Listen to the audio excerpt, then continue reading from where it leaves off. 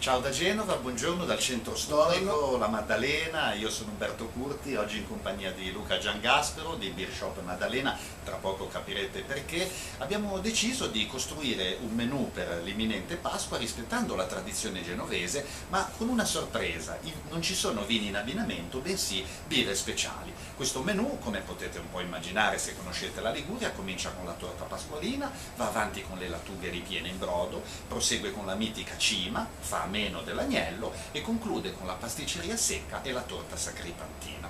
Allora siamo arrivati proprio alla pasticceria secca. A Genova, tra l'altro, ben più che la colomba eccetera, c'era questa tradizione dei cavagnetti che sono un po' scomparsi. Una pasta frolla, parliamo di pasticceria secca, al cui interno veniva posizionato un uovo che poi poteva essere variamente decorato con altra pasta frolla e colorato.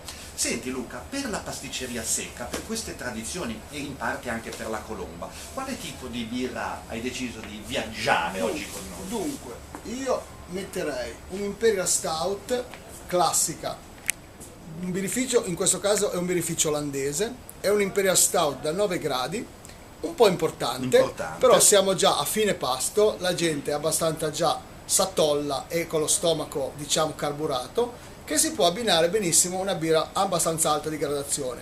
È una birra nera, nero impenetrabile, molto cremosa, molto morbida, con sentori molto marcati di, può essere caffè, nocciola, cioccolato, in questo caso c'è anche un sentore di vaniglia, senza essere troppo invadente e molto delicato, e con una pasticceria che comunque ti viene voglia di berti un qualcosina vicino, questa birra secondo me si sposa benissimo, in quanto la pasticceria secca certe volte c'è anche dei biscottini o con qualcosa col cioccolato, e devo dire che io provandolo di persona ho trovato molto azzeccato come abbinamento.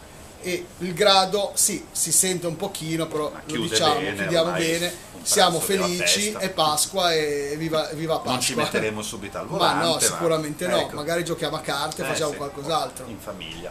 Ora, vedete tra l'altro che con la pasticceria non a caso si abbinerebbero o dei vini passiti con la classica pasticceria secca, oppure con i lievitati, anche i moscati del vicino Piemonte, peraltro la DOC Tigullio e Portofino ha anche qui in Liguria un moscato. Vedete che quindi è un gioco alto, culturale, che intreccia mondi diversi, un modo diverso per accompagnare il grande menù di Pasqua alla genovese. Io ringrazio Luca Giangaspero, siamo nel centro storico di Genova e quindi da noi tutti, anche da Umberto Curti che sono io, Pasqua. Tanti felici auguri di una serena Pasqua ovunque Auguri voi siate, come la viviate e ovunque voi possiate stare con i vostri cari. Ciao a tutti. Ciao.